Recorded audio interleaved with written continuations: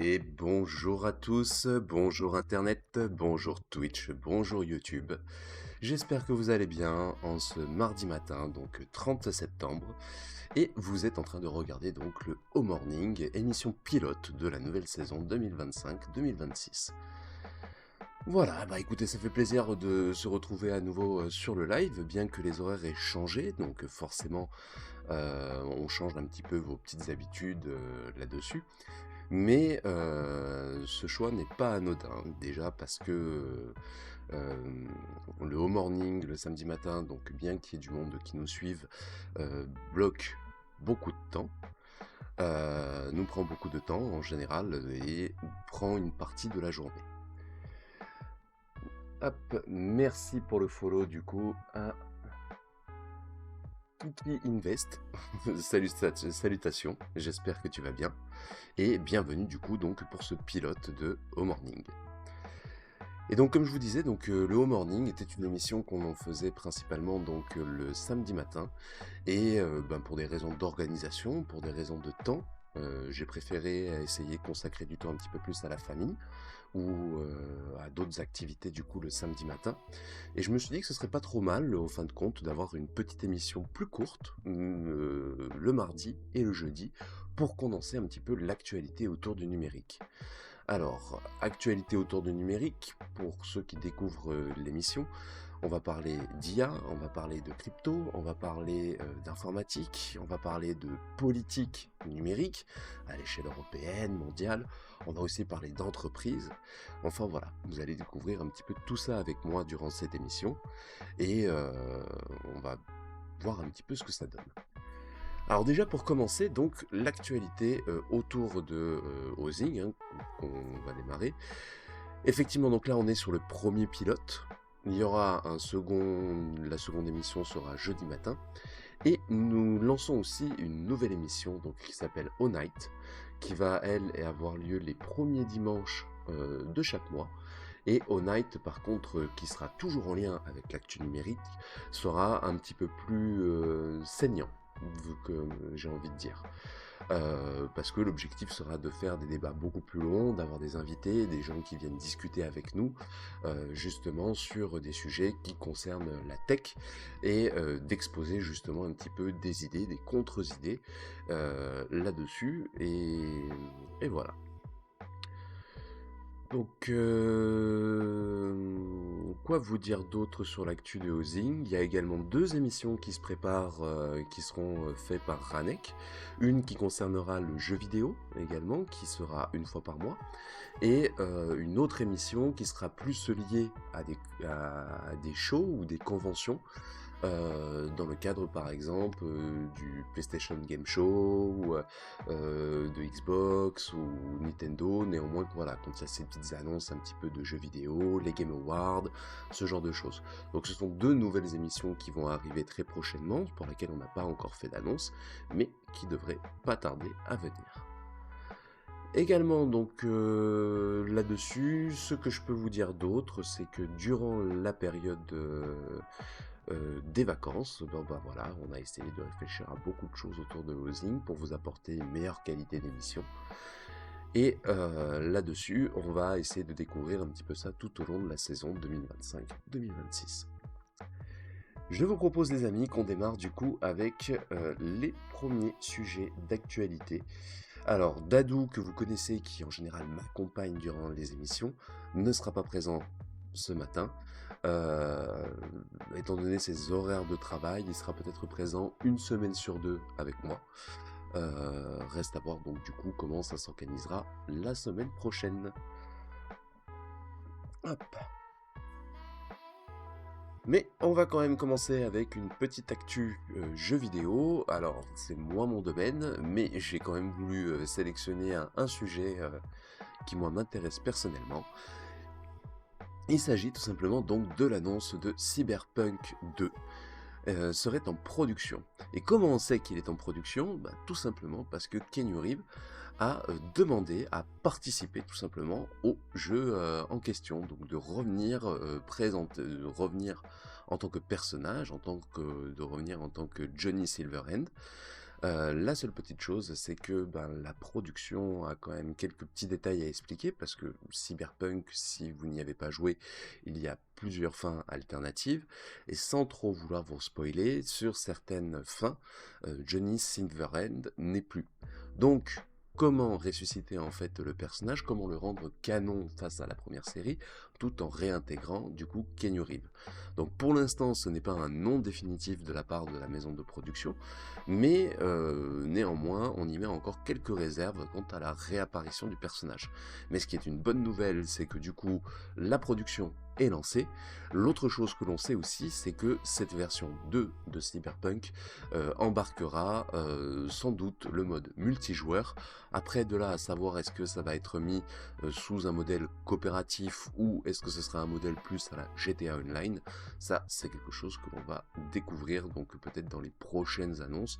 Dans tous les cas, c'est pas tout de suite que le jeu risque de sortir parce qu'il y a The Witcher 4 avant qui doit être finalisé et donc toute l'équipe de production pour l'instant est sur celui-ci. Hop, voilà.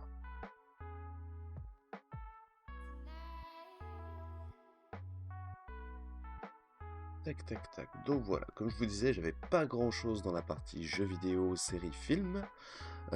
C'était celui que je vous avais sélectionné ce matin. On va passer dans une autre catégorie du coup, un peu moins drôle, qui s'appelle décryptage sociaux et éco.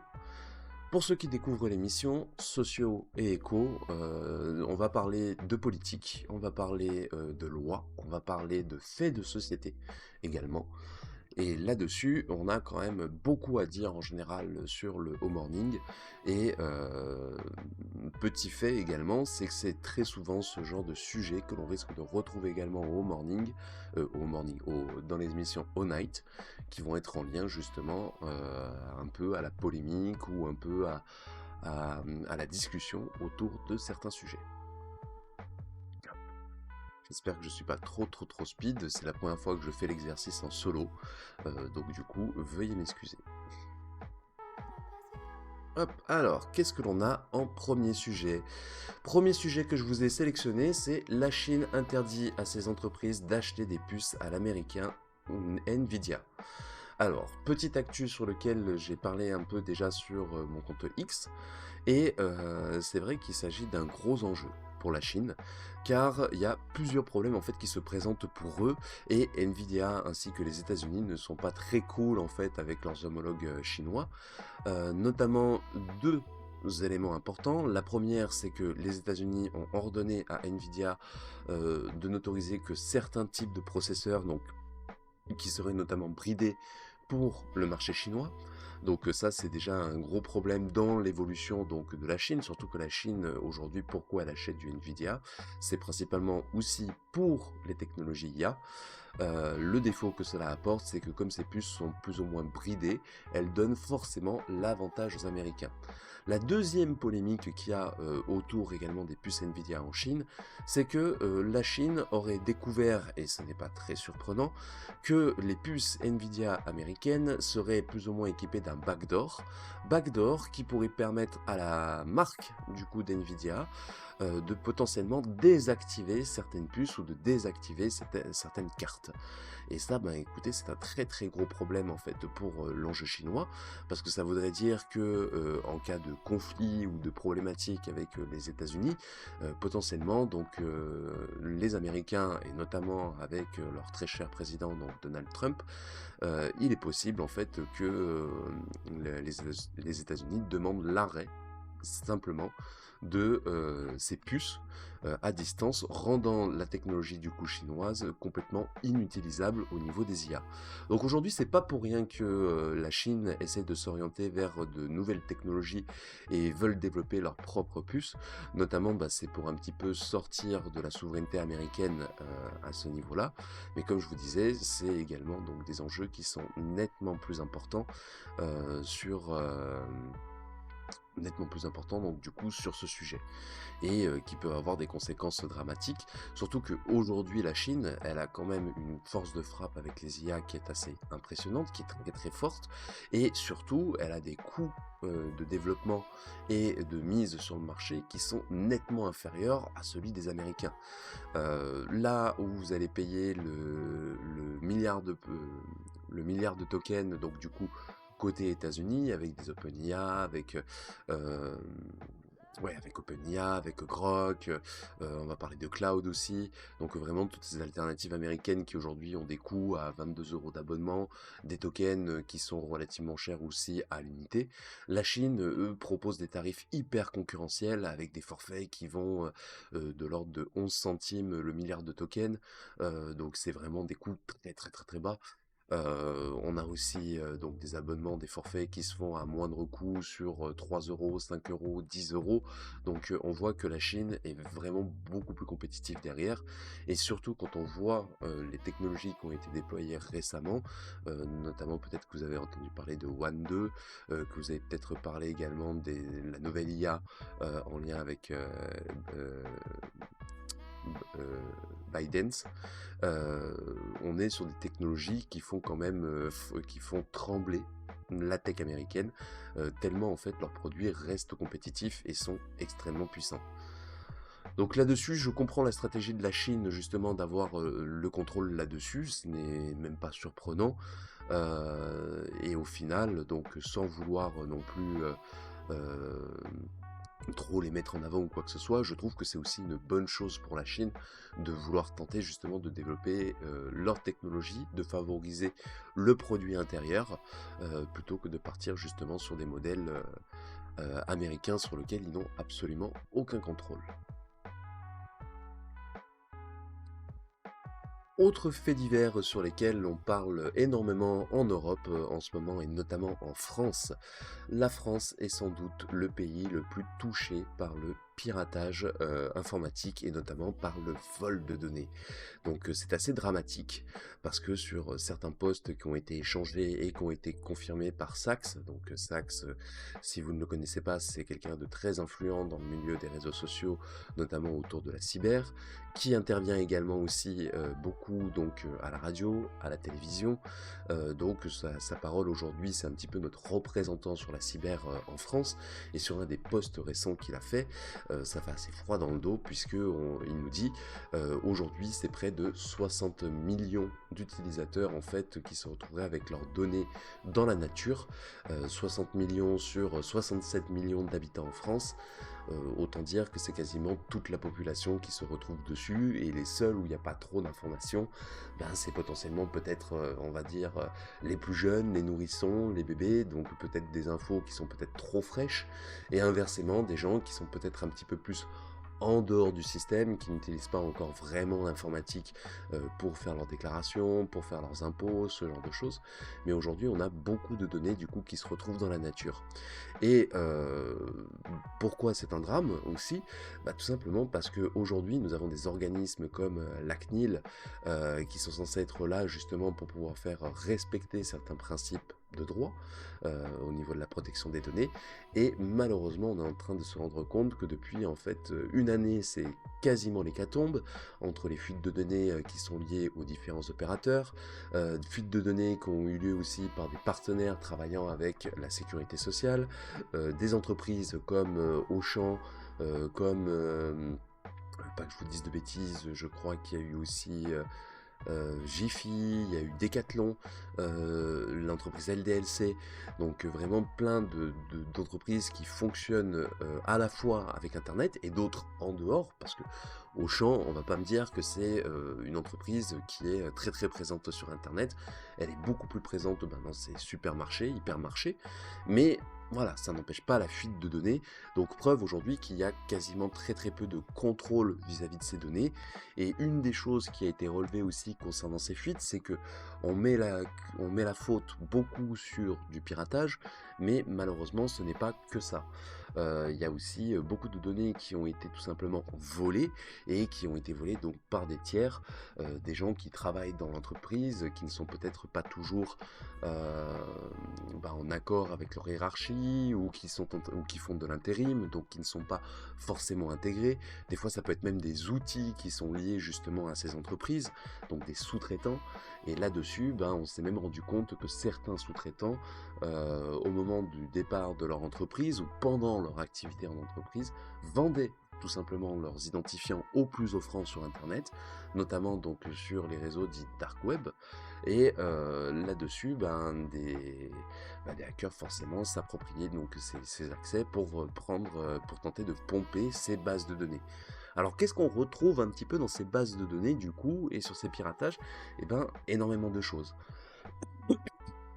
On retrouve des noms, des prénoms, des dates de naissance.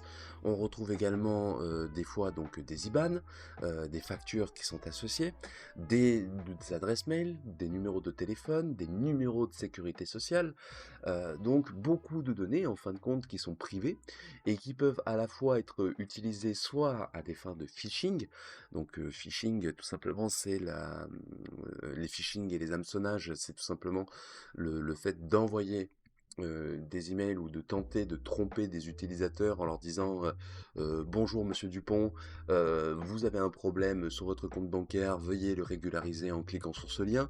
Vous allez dessus, vous donnez encore plus d'informations à ces pirates qui vont pouvoir tenter de usurper votre identité s'il leur manque certaines infos, et certains ont carrément en fait toutes les cartes en main pour pouvoir reproduire votre identité et aujourd'hui peut-être potentiellement faire des achats en votre nom, payer un crédit pour une voiture, acheter une maison. Oui, je parle bien de acheter une maison parce que j'ai malheureusement dans mon entourage des gens qui ont été victimes également de fraude d'identité, de vol d'identité, et qui se retrouvent avec une maison du coup achetée en leur nom, sur lequel en fait il n'y a eu aucune négociation ni aucun échange. Donc aujourd'hui, qui sont juste en train d'essayer depuis quasiment 2 ans de prouver à la justice que ce n'est pas eux qui ont acheté cette maison, et a priori aujourd'hui c'est extrêmement compliqué de se dépêtrer de ça, et là-dessus on voit que ça peut avoir des conséquences en fait extrêmement graves que certains ne mesurent pas. Donc, qu'est-ce que l'on peut faire avec ces fuites de données? Comment est-ce qu'on peut anticiper ce genre de problématique? Ça reste malheureusement très compliqué. Déjà, la première des choses, c'est est-ce que ces entreprises sont suffisamment auditées? Est-ce qu'elles ont mis suffisamment les moyens en place pour éviter ces fuites de données? Étant donné le volume qui a été volé, et si on compare à nos amis ou voisins européens, que je vais prendre plus en modèle parce qu'on va pas prendre le monde entier non plus, si on prend juste nos voisins européens, ceux-ci ont l'air d'être des modèles beaucoup plus safe que chez nous. Donc potentiellement, il y a déjà un problème d'infrastructure de la part de ces entreprises. Il y a peut-être un problème aussi de formation au niveau des salariés. Ça veut dire, est-ce que les salariés sont véritablement attentifs ou sensibles à la cyber de leur entreprise? Est-ce qu'elles sont informées ou formées directement dans type de cas? Là-dessus, c'est pareil, en discutant un petit peu avec des dirigeants d'entreprise ou des cadres ou même des fois des employés de certaines compagnies, beaucoup nous disent qu'ils ont malheureusement très très peu de formation ou très peu de messages liés justement au risque à la cyber. Et la seconde chose qu'il y a aussi, c'est que on a en Europe, et notamment en France, une réglementation qui s'appelle le RGPD, qui est censée en fait garantir la confidentialité de nos données et plus ou moins donner un cahier des charges aussi par le biais de l'ANSSI, un cahier des charges pour qu'est-ce qu'il faut faire, qu'est-ce qu'il faut installer dans les entreprises et comment il faut traiter les données pour éviter ce type de drame. Et là-dessus c'est pareil, et c'est une formation donc qui en plus est offerte par l'État, parce que vous avez une plateforme qui s'appelle qui est liée au RGPD, qui est sur le site de la CNIL, une formation qui s'appelle Moonk. Et sur cette formation, sur laquelle vous pouvez obtenir une certification à la fin, il y a beaucoup de tuyaux qui sont donnés donc, pour limiter justement les dangers, mais là-dessus, peut-être que selon le niveau ou l'accès que vous avez à certaines données, peut-être que ces entreprises devraient imposer cette certification, ne serait-ce que pour avoir des salariés mieux formés dans ce type de cas. Et la seconde chose, ben, c'est les audits. C'est-à-dire que ben, faire sa sécurité, c'est une bonne chose, mais c'est encore mieux s'il y a des entreprises qui sont derrière, qui viennent régulièrement faire des contrôles. Alors, bien évidemment, ça coûte de l'argent, mais quand on voit les drames que ça peut prendre, comme je disais, que ça peut gâcher des vies, des gens qui se retrouvent avec des maisons achetées à 500 000, 600 000, 800 000, 1 million d'euros, et qui se retrouvent presque avec des vies foutues, des gens qui usurpent également des papiers d'identité pour acheter des véhicules avec des cartes grises, des choses comme ça. Je pense que les dégâts en fait sont nettement plus importants dans le cas de vol que ce que ça coûterait en fait aux entreprises de faire justement ces fameux audits et ces fameux contrôles.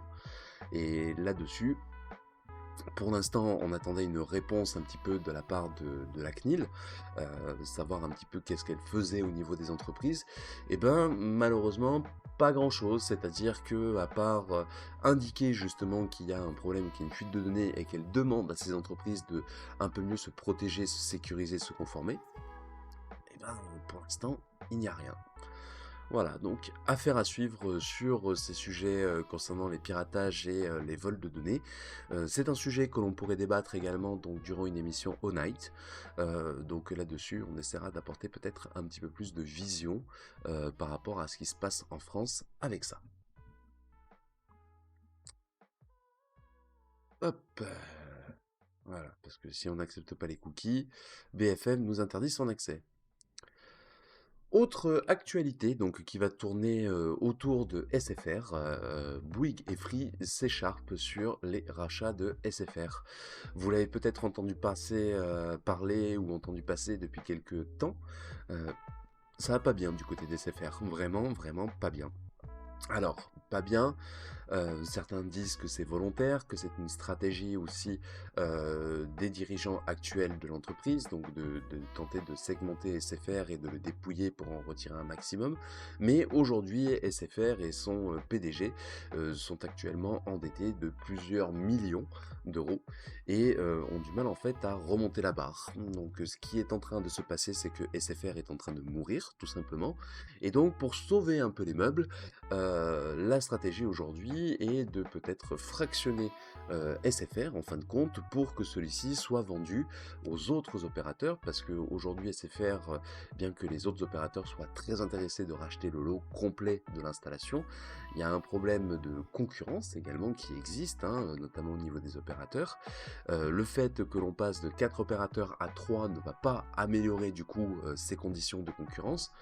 En revanche, ces utilisateurs, il va falloir bien évidemment les recadrer quelque part. Donc là-dessus, on a Free qui tente tout simplement d'essayer d'avoir les tarifs les plus bas possibles et d'être le premier à pouvoir choisir ses clients SFR justement à récupérer au niveau de son parc. On a Bouygues qui est derrière, essaye d'avoir une bataille un petit peu dure aussi de ce côté-là parce qu'ils veulent leur part du gâteau. Et on a Orange, donc là qui n'est pas cité dans l'article de BFM, mais on a Orange également qui regarde de loin la situation et qui sait qu'elle va avoir également sa part du gâteau. Donc je pense que elle, Orange n'a pas grand-chose à prouver aujourd'hui au niveau de son parc client et se contentera tout simplement, on va dire, de la fin du panier pour récupérer le restant en fait des clients. Donc pour l'instant, cet achat donc, qui arrive potentiellement dans les prochains jours, dans les prochaines semaines, qui sait dans les prochains mois. En tout cas, SFR risque de ne pas passer l'année 2025. Donc si aujourd'hui vous êtes chez SFR, attendez-vous un raz-de-marée du côté de l'opérateur parce que peut-être que vous aurez des soucis de connexion, que vous aurez des problèmes pour joindre leur service après-vente, que vous allez avoir du mal à vous faire entendre. En tout cas, c'est les gros risques quand une entreprise comme celle-ci qui est en train de couler tout simplement. Et là-dessus, vous serez peut-être obligé dans un second temps donc de changer forcément votre connexion internet, votre box, donc potentiellement de refaire une installation, ce genre de choses. Surtout qu'il y a un autre fait autour des SFR, alors qui n'est pas dans cet article, mais que l'on sait. SFR a été condamné il y a plusieurs années pour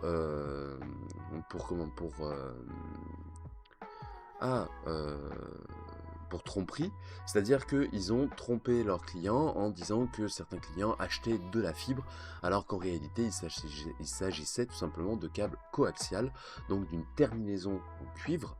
Et là-dessus, déjà c'est une des raisons pour laquelle SFR a perdu aussi beaucoup d'argent, parce qu'il y a eu toutes ces suites de procès et compagnie, c'est pas la seule, hein, mais ça n'a pas aidé en tout cas l'entreprise. Et aujourd'hui on a donc beaucoup de clients qui sont encore sur ce fameux câble dit coaxial, et c'est pareil, d'ici fin 2025, cette technologie est censée être terminée. Donc là-dessus, il y a également des utilisateurs, s'ils n'ont pas fait de changement actuellement d'opérateur, ou qui n'ont pas demandé à SFR de se mettre à niveau, bien que je connaisse personne de chez SFR qui ait réussi justement à faire changer sa fibre coaxiale par une véritable fibre, SFR argumentant que vous avez déjà la fibre à la maison, donc malgré la condamnation, SFR continue à employer le terme de fibre pour ces gens qui utilisent du coaxial. Donc aujourd'hui, le fait de changer de coaxial à de la fibre, il faut quasiment changer d'opérateur pour pouvoir l'obtenir. Mais comme je vous disais, à la fin de l'année, ce câble coaxial va de toute façon disparaître. Donc vous allez devoir de toute façon changer de technologie à ce niveau-là. Donc là-dessus, il y a deux effets. Il y a deux effets.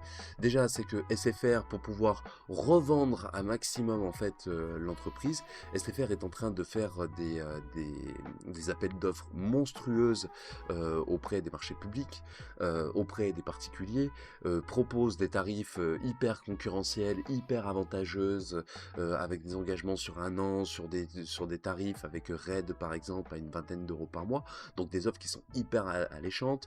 Ils ont également fait des partenariats avec des banques et avec d'autres entreprises, mais pour essayer de capter justement jusqu'à la dernière minute un maximum de clients, parce que forcément là l'enjeu de SFR, pour éviter de perdre trop ses plumes, notamment auprès de ses dirigeants, c'est le fait de pouvoir vendre l'ensemble de ses clients, et donc s'ils arrivent à emmagasiner des nouveaux clients d'ici là, ce sera très bien. Excusez-moi, j'arrive.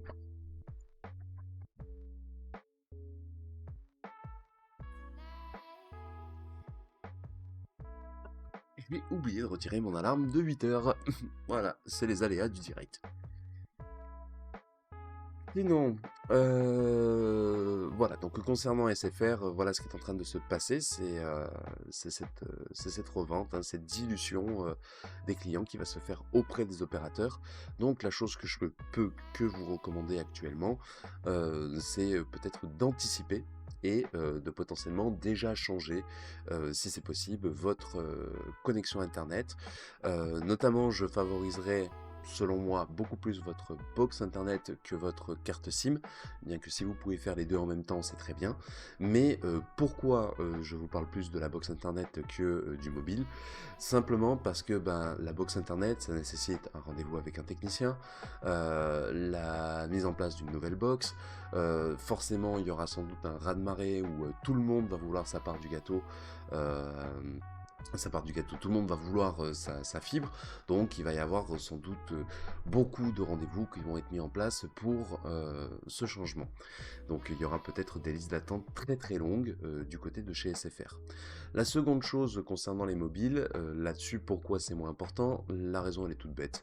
C'est que aujourd'hui pour changer de carte SIM, il suffit tout simplement d'avoir une nouvelle carte SIM. Carte SIM que vous pouvez vous faire livrer à la maison ou que vous pouvez obtenir tout simplement en boutique. Donc c'est quelque chose qui est assez rapide, qui peut se faire sous une journée, sous 3 jours. Donc c'est pas non plus quelque chose voilà, de compliqué à faire. En revanche, petite chose peut-être que vous allez devoir faire avant, c'est que si vous avez acheté un téléphone mobile chez SFR, donc vous savez ces fameux téléphones bloqués chez l'opérateur, pensez à bien débloquer votre téléphone, car en cas de changement d'opérateur, forcément, il va falloir mettre en place cette solution pour vos téléphones.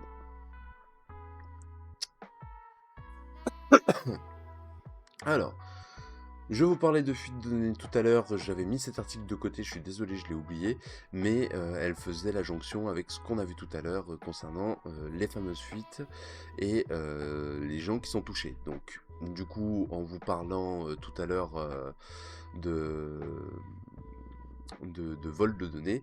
Tout simplement, cet article-là vient rejoindre un petit peu plus ce que je vous disais. Et là, donc, c'est une autre base de données qui a été découverte très récemment, où il y aurait près de 16 millions de personnes potentiellement touchées. Il s'agit d'une base de données, alors qui n'est pas très claire, dans le sens qu'il ne s'agit pas d'une base de données récente d'une seule entreprise.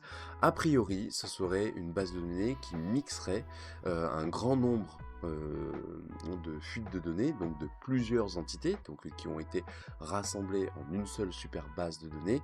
Là, par contre, où c'est un petit peu gênant, c'est qu'on a des gens justement comme Sachs qui parlent justement de données même récentes en fin de compte qui se retrouveraient là-dedans et qui seraient des données qui seraient potentiellement liées à l'État. Alors pour l'instant, il y a une entité qui a été à la base qui avait été ciblée dans les dénonciations, que je ne citerai pas, car l'État français a assommé que toute personne qui parlerait de cette entité pourrait être condamnable pour diffuser de fausses informations, car jusqu'ici, chez eux, il n'y aurait a priori aucune fuite de ces données. Mais pour l'instant, certaines données fraîches qui sont en fuite, on ne sait pas d'où elles viennent exactement, on ne sait pas quelle entité est responsable de cette fuite de données, et c'est aussi le gros problème en général dans ces vols d'informations, c'est que quand des données sont volées, c'est toujours très difficile de savoir réellement de qui ça provient. Alors, dans le cas par exemple de Bouygues, de Free, des opérateurs, de Auchan, donc tout ceci où là on est sur des fuites avérées, c'est tout simplement parce que les bases de données qui ont été volées correspondent véritablement à celles des entreprises. En revanche, pour celle-ci, c'est un peu plus compliqué parce que comme il s'agit d'un mix de plusieurs bases de données, qu'on retrouve des informations qui sont normalement censées être uniquement détenues entre les mains de l'État, mais qu'elle n'est pas structurée comme celle de l'État, forcément c'est difficile de pouvoir de faire une association entre celle-ci et un potentiel service public qui aurait eu une fuite de données. Donc voilà, très compliqué de savoir. Et pour vous illustrer un petit peu qu'est-ce que contient cette base de données, on a des chiffres qui sont hyper intéressants. Donc il y a 14 millions de mails qui se retrouveraient à l'intérieur, euh, donc dont 7,2 millions avec l'extension .fr, donc ça fait beaucoup de monde au final, mais aussi du coup beaucoup d'entreprises. On a des noms complets, donc il y a 16 millions de personnes avec leur nom complet en totalité, il y a 3 millions de numéros de téléphone, il y a un peu plus de 2 millions d'adresses IP. Alors si vous avez une IP dynamique à la maison, c'est pas très grave. En revanche, si vous avez des IP fixes et que vous êtes associé à votre numéro de téléphone et votre nom, prénom complet, là c'est un petit peu plus embêtant parce que vous pourriez être victime justement de ciblage de la part justement de brouteurs ou de personnes mal intentionnées parce qu'il est beaucoup plus facile de vous identifier. Un peu plus dramatique, nous avons également donc 851 IBAN qui se retrouveraient dans cette base de données. Alors, c'est pas nombreux, c'est une bonne nouvelle en soi, parce que l'IBAN aujourd'hui est dangereuse quand elle est associée justement à des informations privées, mais le fait qu'il n'y en ait que 851 est plutôt rassurant dans l'immédiat.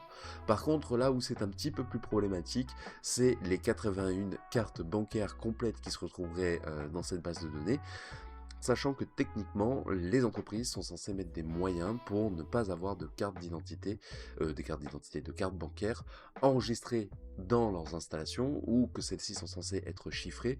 Donc pourquoi 81 ? Ça va, c'est pas énorme, mais ça démontre que certaines entités peut-être ne protègent pas correctement votre carte bancaire, notamment lorsque vous les utilisez auprès de certains services. Voilà. On a des chiffres donc comme Hotmail, Gmail, Orange, Yahoo, SFR, Free. Donc on voit tout ça que ce sont beaucoup d'adresses du coup qui sont de particuliers. Du coup, même si des professionnels utilisent parfois donc ce type d'adresse mail, c'est plutôt des comptes qu'on va dire de particuliers qui se retrouvent en fuite.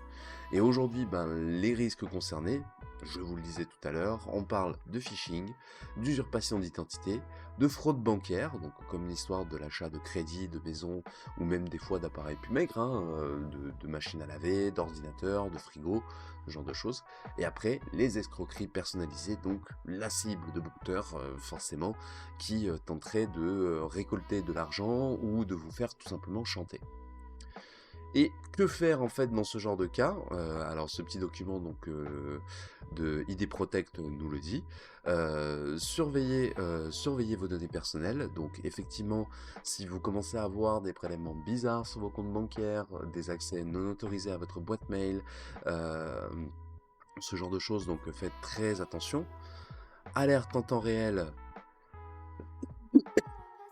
Normalement, si vous êtes touché par une entreprise comme la fuite de données par exemple de Bouygues Télécom, vous êtes censé être averti par l'entité que cette fuite de données a bien eu lieu. Dans ce cas-là, malheureusement, porter plainte ne sert peut-être pas à grand-chose. Néanmoins, déposer une main courante pourrait être utile, car justement, si quelqu'un utilisait une de vos données personnelles, on pourrait potentiellement la retrouver. Enfin, vous pourriez dénoncer justement plus facilement ce vol d'identité s'il y avait le moindre problème avec les fuites. Accompagnement personnalisé pour renforcer votre sécurité numérique, identifier les risques et savoir comment réagir efficacement. Donc ça, c'est un petit peu plus compliqué à mettre en place quand vous êtes un particulier. Donc si vraiment vous avez de gros risques, que vous paraissez sensible par rapport à ça, sachez qu'il existe des professionnels aussi qui font de la recherche autour de ça. Généralement, ça va être de l'OSINT ou des genres d'enquêteurs donc qui vont être à la recherche de ces fameuses fuites de données, peuvent potentiellement vous aider à savoir qu'est-ce qui a fuité ou qu'est-ce qu'on peut retrouver sur internet de vous, de votre part, et peuvent potentiellement peut-être vous aider à limiter la casse en vous conseillant, en vous orientant.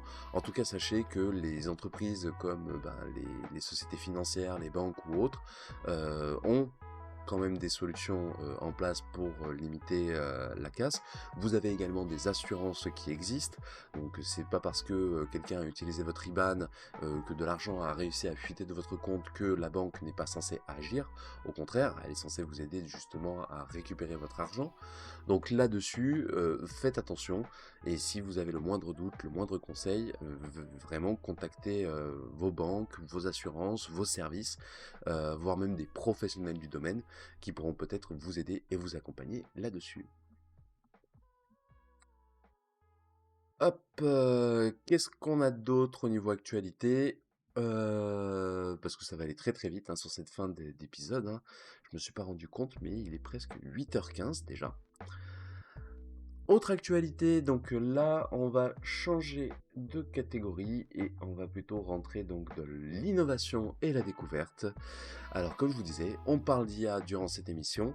Une des premières choses dont on va parler pour la partie découverte innovation, c'est le système Codex qui fait partie de la nouvelle équipe du coup, enfin des nouveaux outils dédiés donc de GPT-5. Et qu'est-ce que Codex? Codex, écoutez, jusqu'ici quand vous faisiez une demande auprès de ChatGPT, forcément vous aviez des modèles en fait qui répondaient en quelques secondes, voire quelques minutes pour des demandes peut-être un petit peu plus lourdes, et des fois avec des résultats qui n'étaient pas forcément tip top, ou qui demandaient de faire des corrections, ou de rattraper des choses. J'en ai fait l'expérimentation en essayant de développer un mini-jeu en HTML, mais c'était plus pour l'expérience de l'utilisation que véritablement développer un vrai jeu. Et là-dessus, effectivement, j'ai dû faire, je pense, une soixantaine de demandes ou de correctifs, sachant que des fois, il reprenait des erreurs passées qu'il avait pourtant réussi à rectifier. Enfin voilà, c'était pas parfait. Et a priori, avec ce fameux codex que je n'ai pas encore eu le temps d'essayer, ce serait terminé, puisque celui-ci prendrait beaucoup plus de temps. Il pourrait prendre jusqu'à 7 heures justement pour pouvoir vérifier votre code, l'avancer, le travailler, etc. Donc ça pourrait être quelque chose de très intéressant du coup pour les développeurs là-dessus. Et je parle bien des développeurs parce que beaucoup de gens ont peur de se faire remplacer par une IA. On disait même que l'IA allait peut-être supprimer des postes au niveau développeurs et programmeurs. Alors malheureusement, c'est pas totalement faux parce que il en faudra moins. En revanche, ça va être un petit peu comme avec le temps de la calculatrice, c'est-à-dire que certains codes ou certains développements fastidieux qui pourraient être facilement réalisés par une IA, comme à l'époque où certaines formules mathématiques étaient facilement réalisables par une calculette, bah là-dessus ça va permettre d'avancer beaucoup de choses. En revanche, là-dessus, ce qui va être génial, c'est que justement, on a peut-être des vrais professionnels, disons que les gens qui se démarquent véritablement en termes de créativité, en termes d'expérience de développement et autres, de vrais passionnés, ben eux justement, ils auront un outil super puissant pour pouvoir aller encore plus loin dans leur réflexion, aller encore plus loin dans leur développement.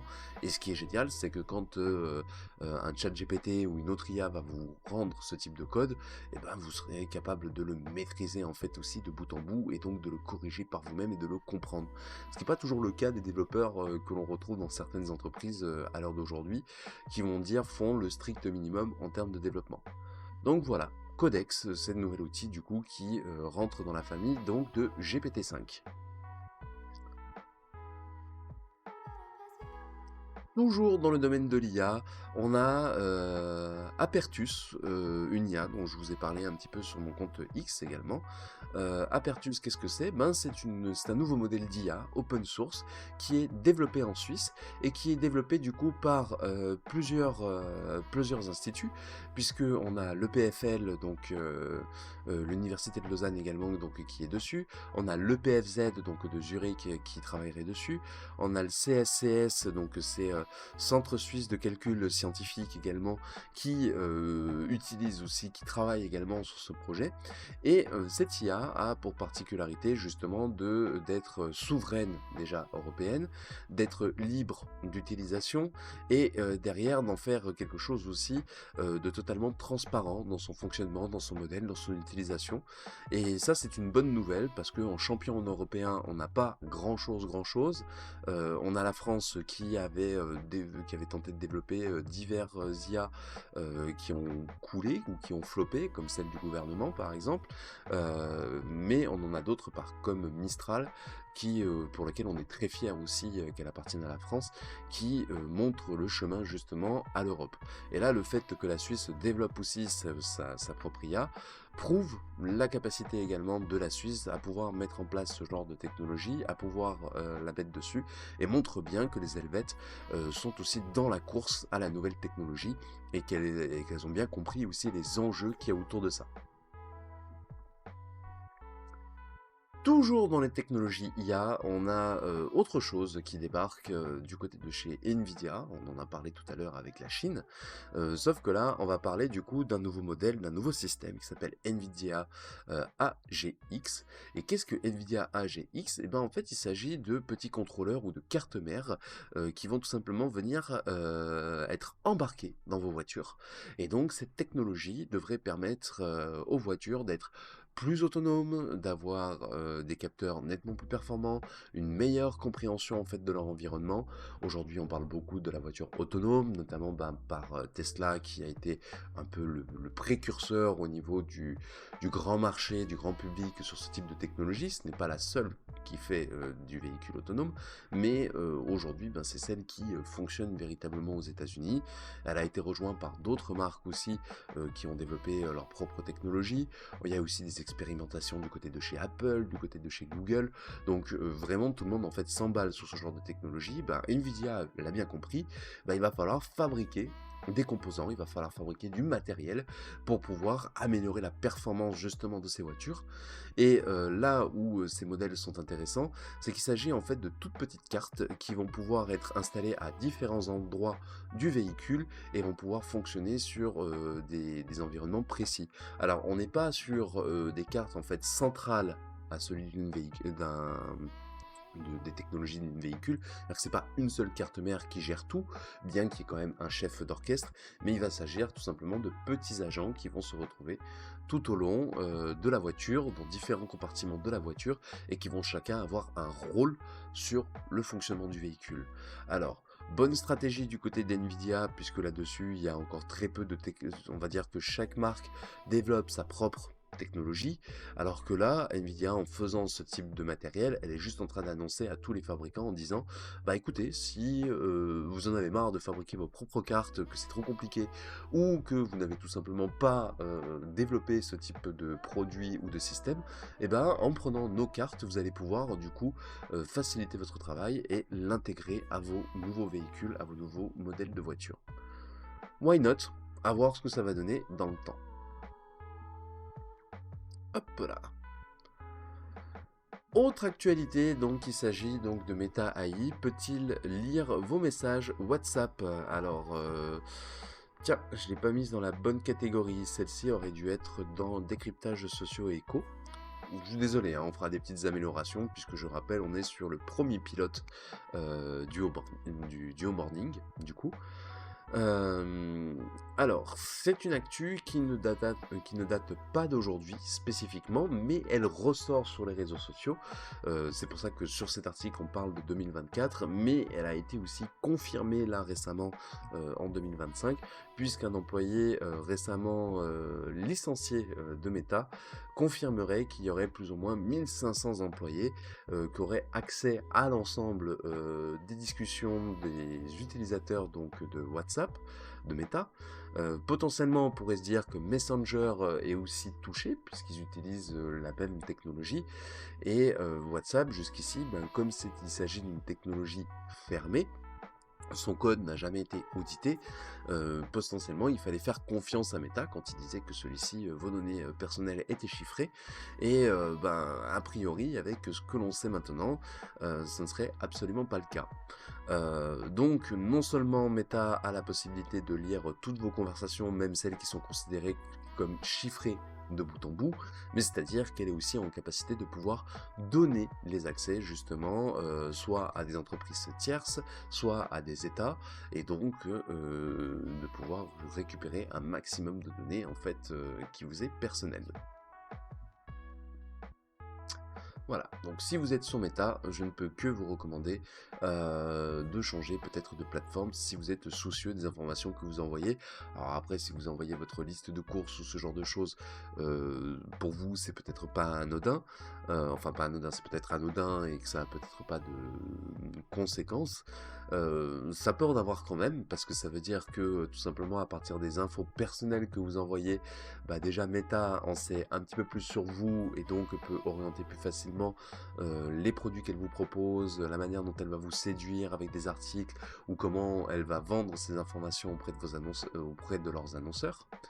L'autre problématique, c'est plus si là vous avez des conversations un peu plus personnelles, voire professionnelles, derrière si vous détenez certains brevets ou que vous êtes en train de préparer une stratégie pour vos entreprises ou autres, potentiellement ceci pourrait donner des idées à d'autres personnes, voire être carrément volé. Donc là-dessus, c'est pas très cool. Et ça veut dire aussi que si il y a backdoor, qu'il y a des chiffrements, ça veut dire aussi qu'il y a un risque au niveau sécurité, et donc que vos données peuvent aussi tout simplement se faire voler par les fameux pirates. On parlait tout à l'heure de fuite de données. Raison de plus de s'en méfier. Alors, j'avais sélectionné ce poste d'infomaniac, mais on va sauter cette actualité. Du coup, on en parlera jeudi matin. Tiens, j'ai pas sélectionné les ponts. Tac, tac, tac.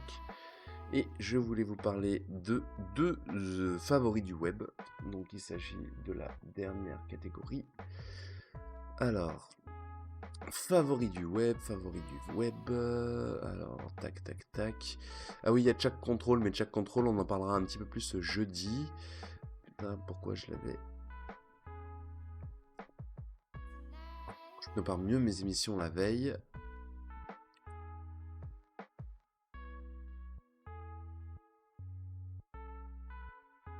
Je pars là.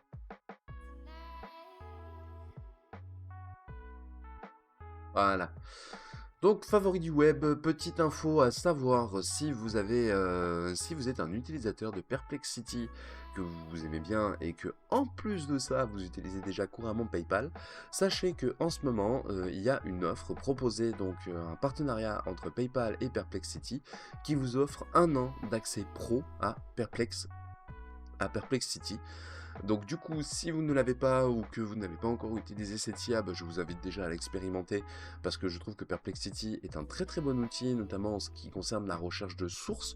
Aujourd'hui, je peux vous dire carrément que Perplexity a remplacé mon moteur de recherche, donc euh, qui pouvait être Google, Ecosia ou DuckDuckGo, puisque j'utilisais les trois en fonction de mes besoins. Aujourd'hui, je l'utilise beaucoup pour ma recherche de sources, et quand je ne l'utilise pas pour cette recherche, je vais encore avoir tendance à utiliser Ecosia ou DuckDuckGo. Mais aujourd'hui, je vous avoue que je n'utilise même plus Google.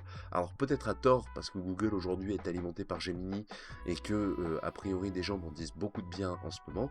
Mais personnellement, je me retrouve beaucoup plus dans celui-ci qui est Perplexia.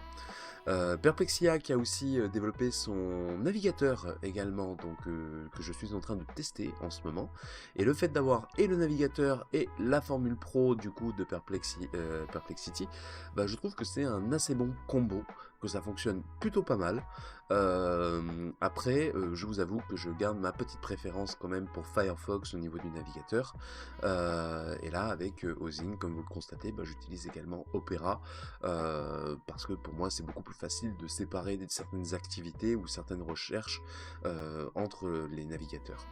Mais donc du coup, si vous voulez la version professionnelle du coup de Perplexity Pro, vous avez donc ce lien qui est disponible donc sur ma page X, et également ce que l'on va faire, hop, copier le lien.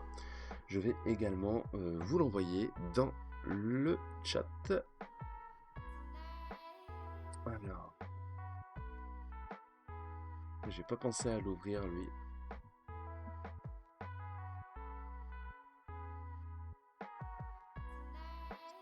Gestion, il est là.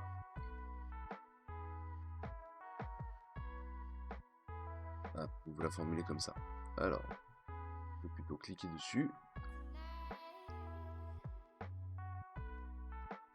Et comme ça.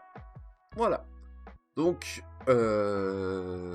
voilà, vous avez donc 12 mois offerts, du coup, grâce à la connexion entre PayPal et Perplexity Pro.